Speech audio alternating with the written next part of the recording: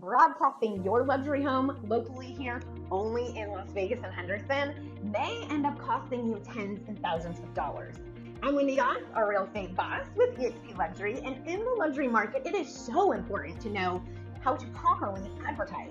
Sending out a local flyer and getting your listing on your agent's Facebook page is not going to get the maximum exposure your home deserves. It takes a lot more digging and research to find where people are moving from and the kind of people that are moving to our area.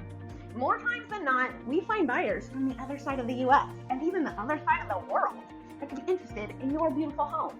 The more people that I can attract with my digital marketing strategy equals a higher return, and I know sellers are always looking for that.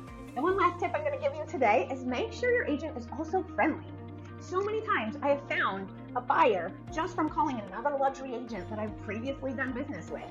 So if you're interested in hearing some more helpful tips for selling your home for a higher return, please reach out to me and my team. I'm Windy Goss, and I would love to be your real estate boss.